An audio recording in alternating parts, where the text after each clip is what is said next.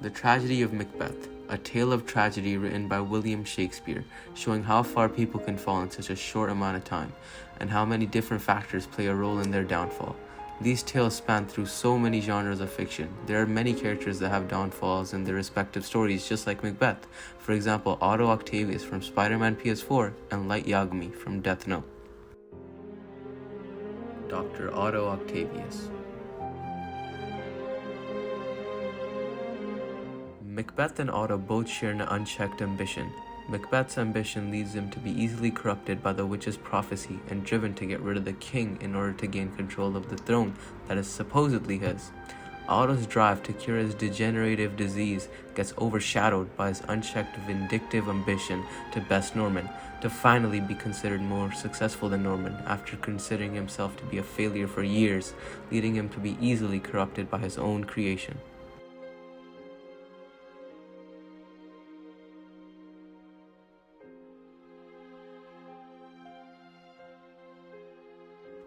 Otto's extreme pride leads him to be easily corrupted. In the story, it is known that the neural interface is going to alter Otto's personality if he keeps using the arms, but it isn't what created Dr. Octopus. It only sped up the process of bringing him to the surface.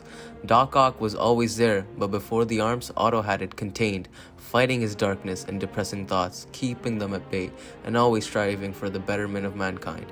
Even still, there were always cracks in his persona, like when he lost the grant for the lab, when Norman took away his equipment, when an experiment failed, when Peter found errors in their work, and whenever he hears Norman's goddamn voice.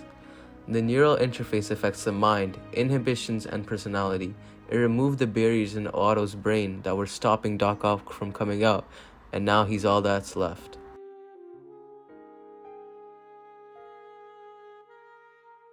Macbeth is driven by his ambition and the prophecy by the witches of becoming king. His wife's manipulation and so-called encouragement leads him to murder the current king so he could become king and then enact further acts of violence in order to remain in his position. At this point of the story, Macbeth starts to get corrupted, not by technological interference, but rather by himself. He gives in to his vices. His pride, fueled by his desire for power. His greed leads him to commit atrocities. His enviness of the king who has a throne that he badly desires. Macbeth's wrath is fueled by his paranoia, leading him to attempt to murder Banquo and his family. His slothfulness when he killed the king and stood there in shock, having his wife manipulate the events, is truly slothful. And his extreme lust for power.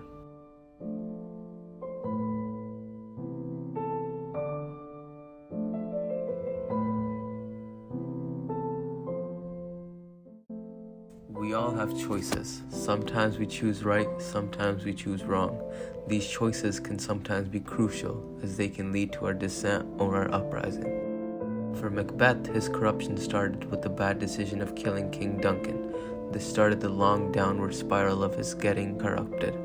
He then decided to kill Banquo to try and stop the prophecy of Banquo being the father of kings from coming true, and he ordered to have Macduff's family executed. This didn't even stop Macduff, it angered him even more, intensifying his determination to slaughter Macbeth. His overconfidence during the final fight against Macduff was a huge mistake. He underestimated Macduff, even though the witch's prophecy stated that no one of woman born could kill him. He never considered the ways this prophecy could be avoided. Being overconfident led to him getting slaughtered in this fight. His worst decision, however, was deciding to trust and rely on the witch's prophecies. His reliance on these prophecies was his biggest weakness, starting and finishing his downfall. If he just ignored the witch's prophecies, he could have become king in a much more natural, sane way and not completely lost his mind. As destiny would not have changed, he still would be destined to become king, just without the murdering the king part. Otto started as a textbook definition of optimism, perseverance, kindness, and heroism, but his pride got in the way. He started off just wanting to get people their limbs back, but soon he decides against this and decides that he should just be making them better arms instead. With Peter's help, he figures out how to make the neural interface. Otto decides that he does not want to die a failure. This eventually leads him to decide to seek revenge against Norman as soon as he sees him on the TV running for mayor. This bad decision leads him to break into Rikers, the high-security prison for supervillains, and release Spider-Man's most formidable foes, as well as release this Devil's Breath virus over Manhattan. At this point, we can see that Otto has fully lost his mind. He has become corrupted. This is not the Octavius we know, or should I say Peter knows. From Peter's perspective, he has only seen the good side of Otto, as Otto has been hiding it from him as long as possible, and he has finally let it out.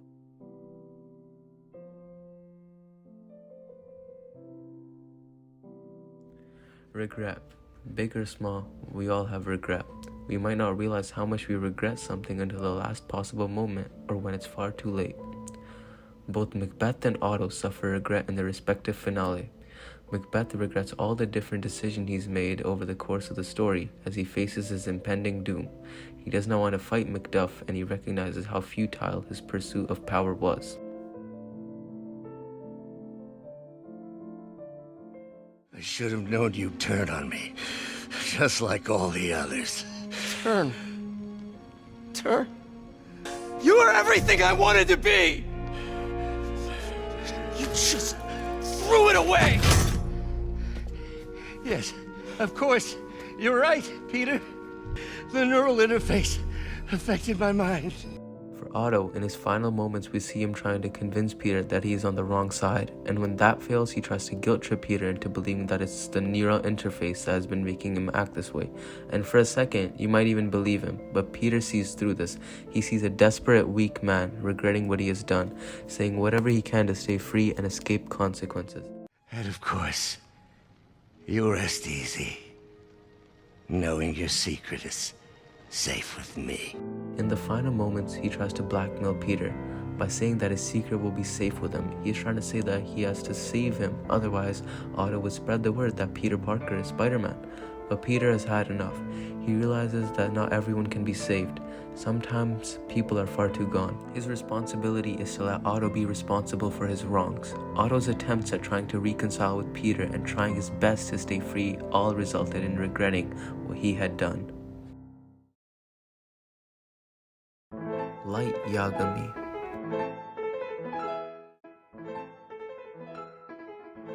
Light's life at face value seems perfect. He's at the top of the student body. He has the highest grade in the entire city. But if you look at him, you can see the vacant look in his eyes. He is fed up with everything going on. Light's life is empty. He sees the world rotten around him. Murders and other heinous acts. There's nothing he can do other than watch. This all changes when the Death Note is dropped from the Shinigami realm and Light picks it up. He has finally found something to cure his boredom, and it will be the only thing to cause his downfall. Macbeth's motivation was a witch's prophecy, saying that Macbeth has a chance to be king helped develop an idea of killing the king in his head. This simple encounter marks the beginning of his downfall, as well as his wife selling her soul.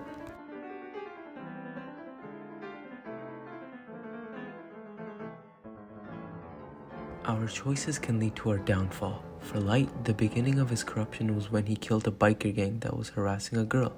Sure, he did it to protect the girl, but he was using that as an excuse. In reality, he was just testing if the Death Note was real and if it really works. He was hoping that it was real and not just a regular book because of how badly he wanted power. He wanted to escape the boredom of his everyday life, and if the Death Note was really a weapon of mass destruction, it would be the easiest way to be entertained. When the biker gang leader gets hit by a truck, he finds out that the Death Note is in fact real, and he gets all shaken up. He feels sick and filled with doubt, and out of instinct, he wants to get rid of the Death Note, but soon enough, because of how high his ego is, he comes to the conclusion that getting rid of the Death Note is what a regular person would have done, and that since he is much higher than a regular person, he can't get rid of it. He has to be better than everyone else. This is the beginning of his corruption. This can be compared to how Macbeth, driven by his desire for power, kills Duncan. In his search for power, he wanted the throne that was supposedly his. Killing King Duncan marks the beginning of Macbeth's corruption, as this is the first time he kills for the wrong reason. All the times before this, Macbeth has been killing people for what he thinks is the greater good. But killing King Duncan was a selfish act, and just like Light, when he commits this heinous act, he is shocked, he is shook, he feels sick, he doubts himself and does not do anything else. He lets his wife finish what he had started.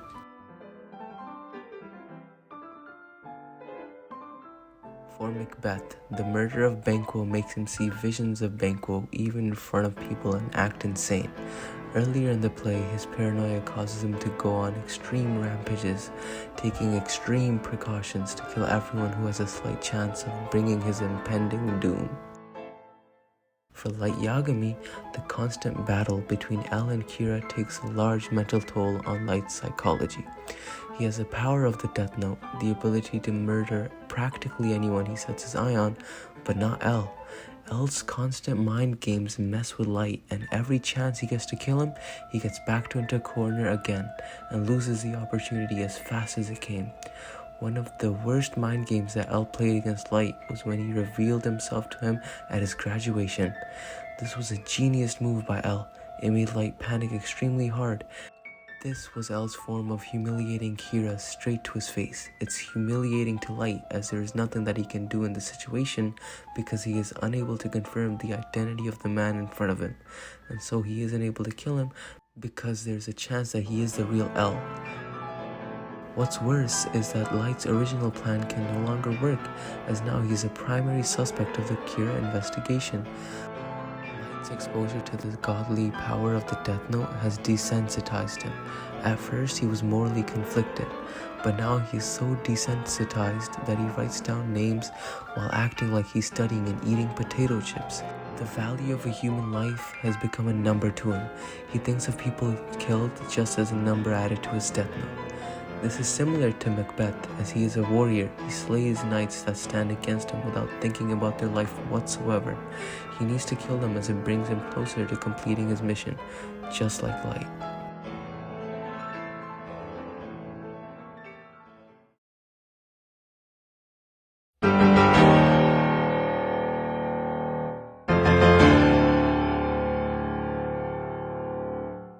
Both Light and Macbeth's story meet tragic ends. They both get what they deserve. They were both fully confident in their victory during their final battle until a new detail is revealed and their entire plan gets flipped on their heads. For Macbeth, he thought that victory was assured because he was unable to be killed by a man born to a woman. But Macduff wasn't technically born. He was torn early from his mother's womb. This completely fills Macbeth with fear. He knows now that he is in trouble and even regrets the decisions he has made to get here.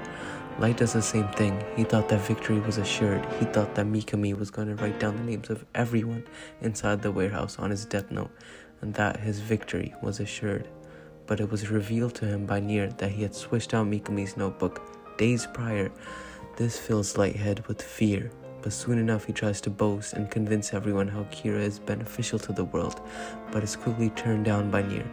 He runs away after being shot by Matsuda, the only person in the Kira task force who had the slightest hope in Kira. He believed that Kira might have been good, but realized that if Light is Kira, then Kira must be truly evil, and even led to his father's death. In Light's final moments, running away from the warehouse, he sees a vision of his younger self before the notebook. Walking. In this moment, he feels regret for all that has happened, contrasting between the man he could have become without the interference of the notebook. Light is forced to reflect. Finally, he rests on a staircase as the god of death writes his name down, and he finally dies.